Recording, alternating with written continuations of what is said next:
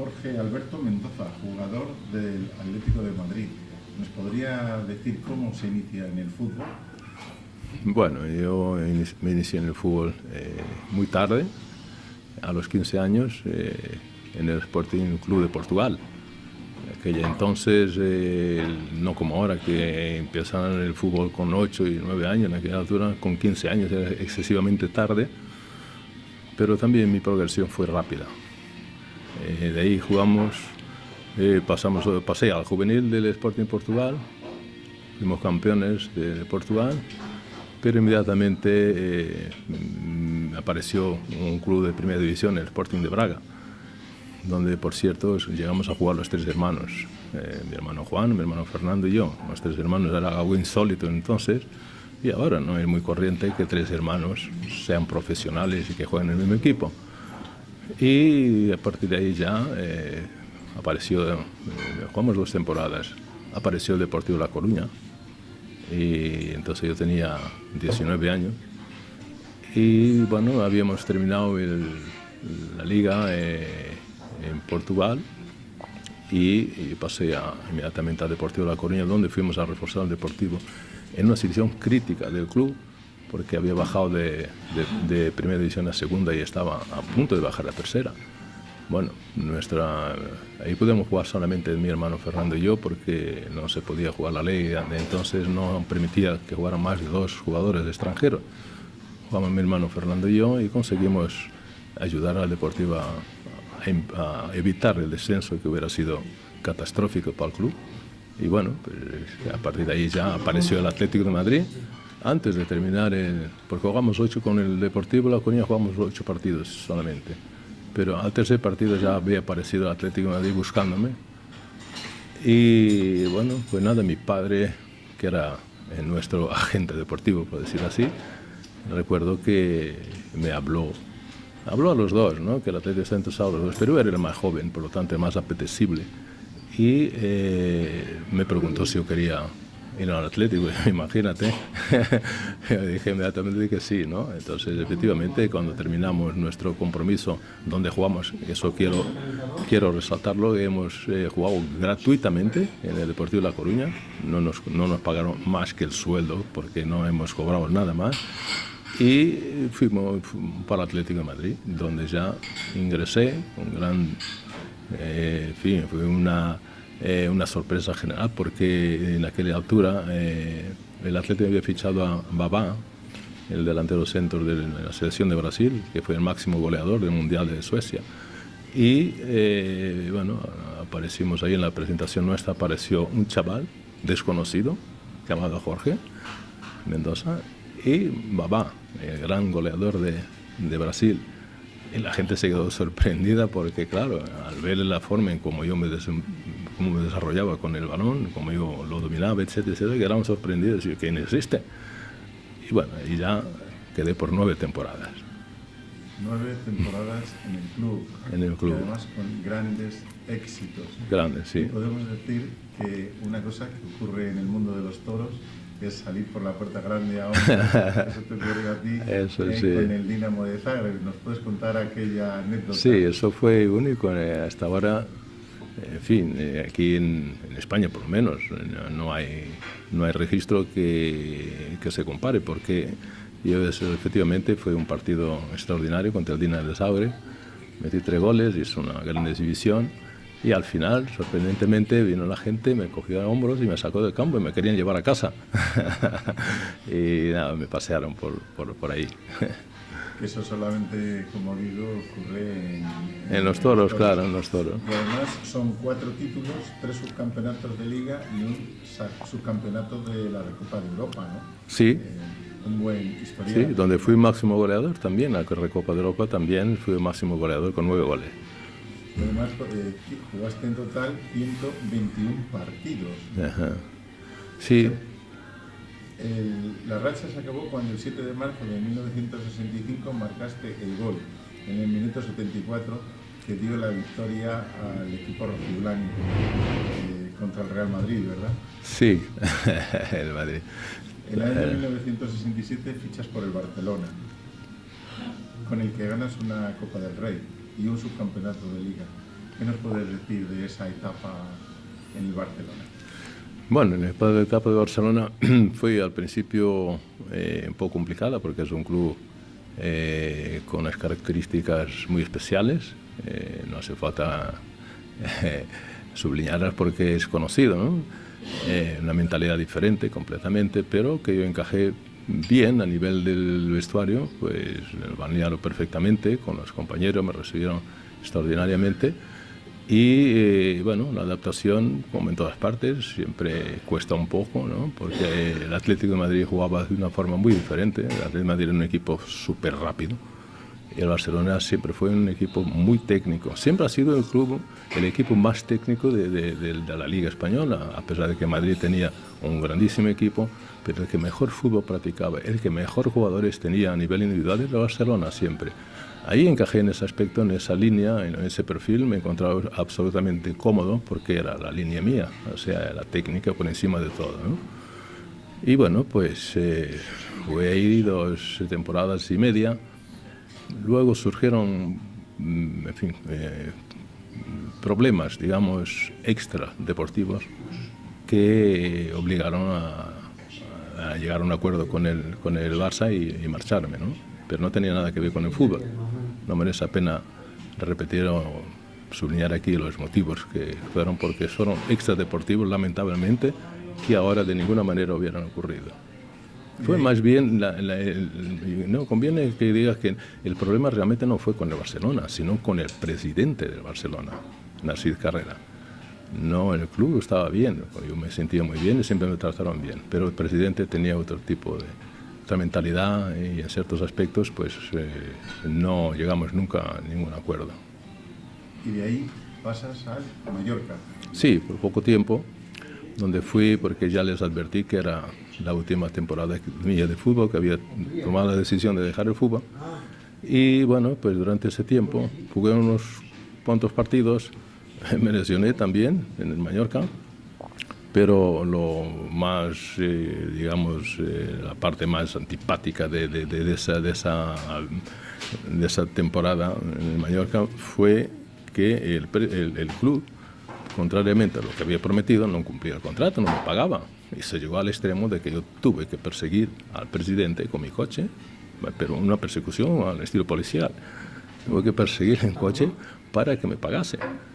Solo entonces sí, llegamos a un momento de insatisfacción completa y plena y ya no había ningún incentivo ni ninguna motivación para seguir en el Mallorca, ¿no? Y bueno, ahí fue el final de mi carrera porque ya no quise jugar más al fútbol. Y además estuviste en el primer pleito del sindicato de futbolistas de la AFE, ¿no? Sí, yo puse, digamos, la piedra, ¿no? El fundamento de esa asociación. Entonces sentó jurisprudencia en mi caso y efectivamente a partir de ahí los jugadores aquí en España empezaron a ser considerados como trabajadores por cuenta ajena y por tanto con un contrato correspondiente a todo trabajador. Cambió totalmente el panorama de los jugadores en España, obviamente. Y bueno, pues a partir de ahí nació la AFA, ¿no? Y bueno, algunas cosas muy peculiares conmigo. Y siempre vinculado al mundo del fútbol. Sí. Y ahí, del Mallorca, seguiste vinculado, aunque tuviste también alguna experiencia empresarial, pero después te fuiste a Francia, ¿no? Sí, estuve en Francia, estuve ahí, en fin, muy bien. En Francia tuve ocasión de estudiar la lengua, estudiar medicina también, y bien, me sentí perfectamente, estuve 3 años con la familia. Y por una cuestión de inadaptación de mi mujer regresé y sinceramente con el tiempo nos dimos cuenta que cometimos un error serio. Francia es un gran país, a mí la Federación Francesa estaba muy preocupada conmigo por ayudarme, quería por fuerza que yo me quedase y me prometieron realmente de entrada grandes oportunidades que yo desgraciadamente tuve que renunciar por razones familiares, es decir, por lo que dije antes, mi esposa no se adaptaba y tuvimos que regresar a España. Regresas a España y te dedicas a qué actividades. Bueno, industriales. Tenía una fábrica de productos de limpieza, que era una fábrica, y otras en hostelería también. Me metí en varios negocios. Pero bueno, unos fueron bien, otros menos bien, y en fin, después ya me dediqué a otras cosas, ¿no? También ya, en fin, de tipo personal, que tampoco hace falta ahora subliñar, ¿no? Pero sobre todo el deporte y el fútbol lo llevabas en vena y entras ya en la Embajada de Angola, donde has estado 9 años. No, en la Embajada de Angola estuve 14 años. 14 años. Sí, en la Embajada de Angola sí hice, exacto, estuve como médico y como, digamos, asesor deportivo, ¿no? Tuve la idea de crear entonces un llamado mundialito. Después se conoció el mundialito de la inmigración, la solidaridad, todo dedicado a los inmigrantes, porque realmente a mí me tocaba la fibra sensible, ver la dificultad de los inmigrantes. En fin, yo siempre me asocié con las personas desfavorecidas, ¿no?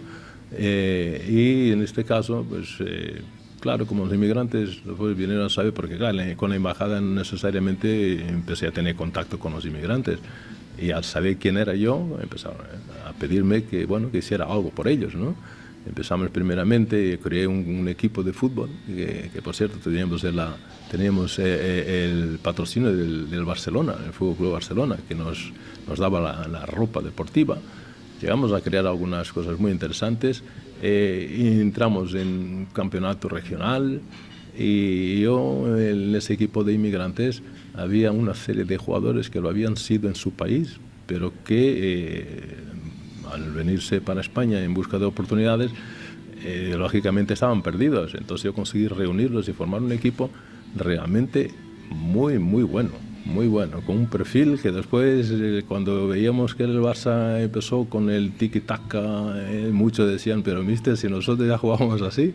Entonces era curioso, incluso era curioso en la parte, digamos, en fin, de que los jugadores, nuestro equipo que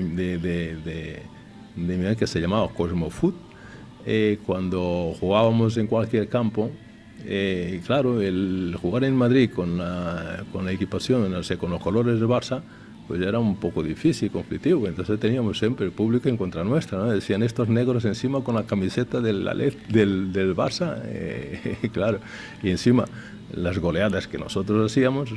En fin, se crearon situaciones realmente, en fin, en algunos casos desagradables, en otras realmente cómicas, ¿no? Pero, en fin, estoy satisfecho por lo que hice con ella. Y una gran experiencia, el mundialito de la inmigración, en el que llegaron a participar 24 países. Exactamente. Después, entonces, ya, en fin, hablé con el embajador entonces, que se asustó cuando yo le expuse la situación y la posibilidad de que Angola liderase ese campeonato. Era algo, en fin, inusual, ¿no? Inédito, porque jamás, y realmente las embajadas, me decía el embajador, las embajadas no están para eso, no están para promover el deporte, ¿no? Entonces, bueno, pero conseguí convencerle, y con la medida que el embajador observaba que el proyecto se iba consolidando y que la figura de la embajada, o sea, la imagen de la embajada y la figura del embajador cada vez iban tomando mayor auge, mayor bulto, y entonces, claro, eso en cierto modo también agradó. Me decía el embajador, bueno, esto tengo que exponerlo al Estado, a Angola, al gobierno, a ver qué dice el presidente. Tuvo la aprobación del Estado, el presidente. Entonces, a partir de ahí empezamos a trabajar, y ya se ve, el mundialito duró bastantes años, no sé cuántos años, porque después también me marché de la embajada, pero sé que hasta hace relativamente pocos años todavía el mundialito se jugaba, ¿no? Y llegaron como, sí, realmente llegaron a reunir 24 países, 24 embajadas. ¿Sí? Y luego dejas el mundialito y organizas torneos con inmigrantes en Madrid, la zona sur, la zona oeste y la zona este. Sí. Y el objetivo final era hacer una liga de inmigrantes en la Comunidad de Madrid. Sí. Pero también. en aquel momento te surge el proyecto de marcharte a Angola. Sí, también, sí. ¿Y qué es lo que haces en Angola? Bueno, en Angola, en cierto modo, fui seducido Fui seducido por un antiguo personaje muy importante en Angola, un general, un amigo mío que casi coincidió conmigo en los juveniles del Sporting de Portugal, porque somos prácticamente a la misma edad. Dejé la embajada de Angola, me fui para Angola y allí, bueno, me ingresé en el club que es realmente el club más importante de Angola, el 1 de agosto, porque es un club militar, un club de las Fuerzas Armadas.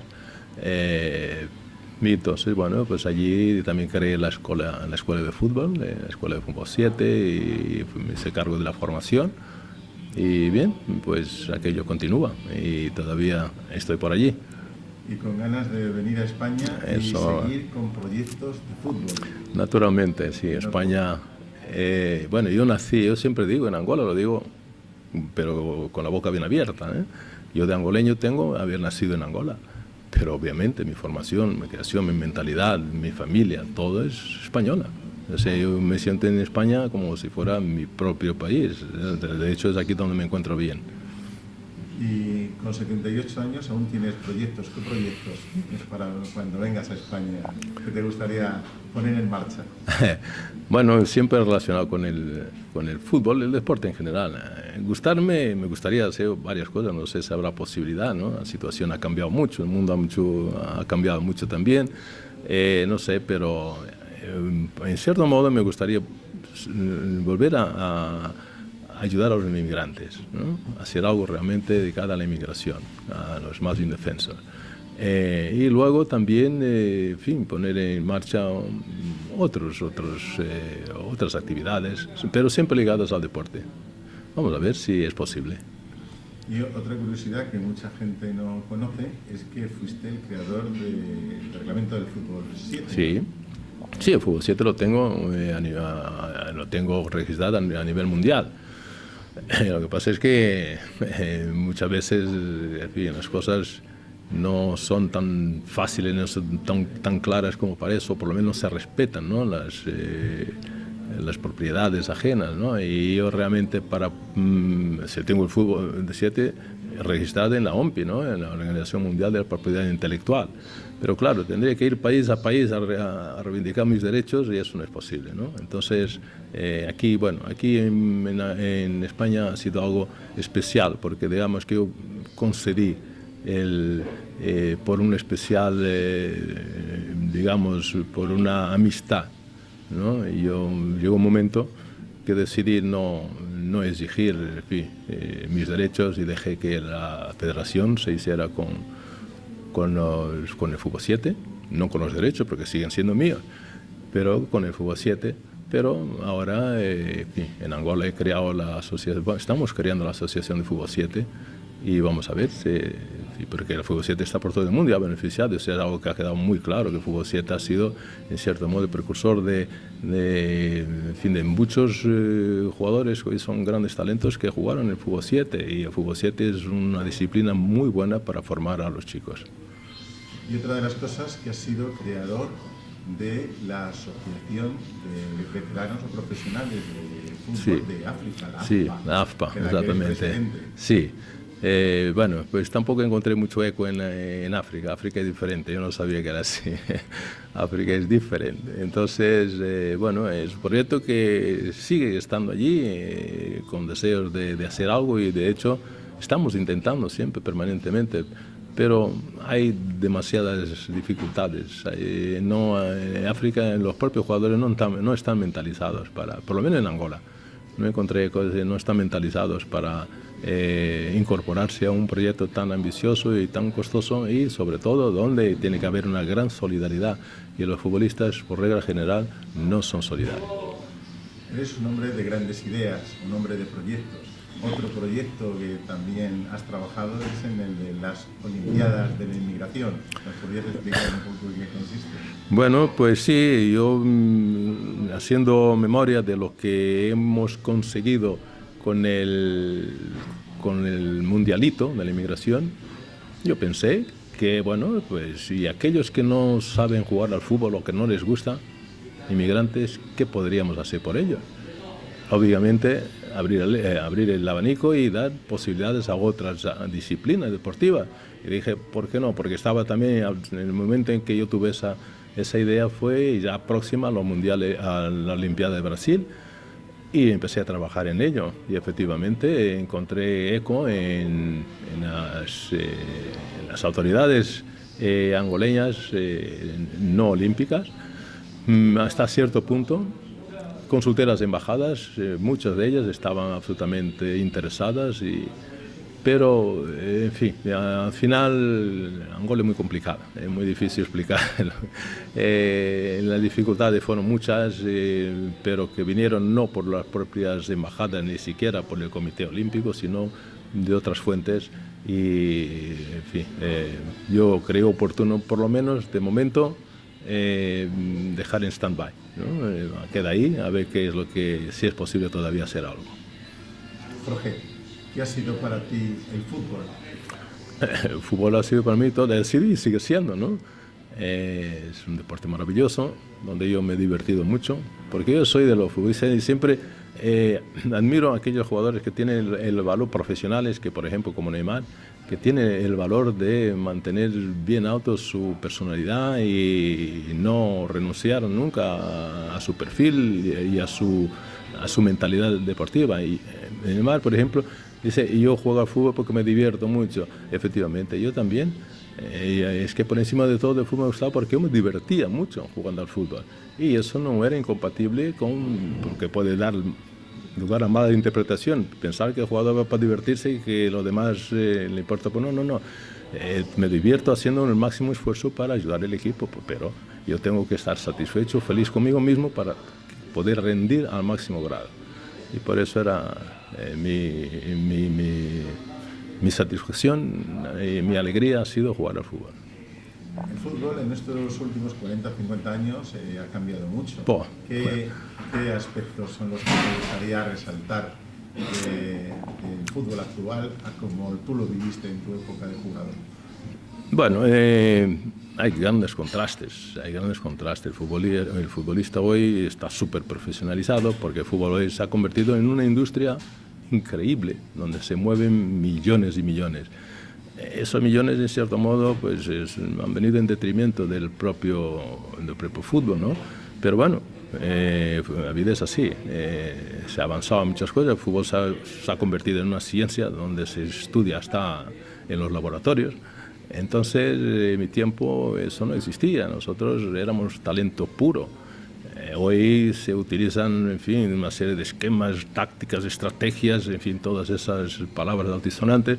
Y en aquella altura nosotros nos valíamos por nosotros mismos. Es decir, que en nuestro fútbol era individual. Nosotros éramos realmente jugadores que resolvíamos los partidos individualmente. No nos refugiábamos como ahora sucede. El jugador hoy se refugia y se protege con el equipo, el conjunto. Entonces, un jugador hoy día se puede llegar digamos, a niveles de rendimiento muy apreciables porque tiene la protección del equipo. Nosotros no, nosotros éramos lo que teníamos y dábamos todo en el partido, así que éramos jugadores que resolvíamos la situación gracias a nuestro propio talento, nuestra técnica, y cada uno, pues el que más pudiese, el que mejor supiera hacerlo, normalmente eran los que se ganaban los partidos. Una vez afirmaste Atlético eterno, rojiblanco para siempre. ¿Qué le dirías a los atléticos, a los que hoy día dominan este club tan grande que tenemos en la ciudad de Madrid? Bueno, pues en fin, como he dicho antes, la vida ha cambiado mucho, ¿no? La vida me ha separado de este ambiente rojiblanco, pero obviamente yo sigo al Atlético. Estoy en Angola, pero yo estoy siempre pendiente del Atlético. De hecho, yo estoy muy pendiente de los equipos por donde he pasado, ¿no? Estoy muy pendiente también de Barcelona, porque claro, en Atlético he tenido una vida, digamos, una carrera y por tanto donde he conseguido no solamente a nivel profesional, sino a nivel personal, familiar, social, que no he conseguido en ningún otro club, porque en Atlético he estado 9 años. obviamente, pero luego también hay otras facetas que en los otros clubes, tanto en el Barcelona como en el Deportivo La Coruña, por ejemplo, pues también tengo gratos recuerdos y buenos y muy buenos amigos.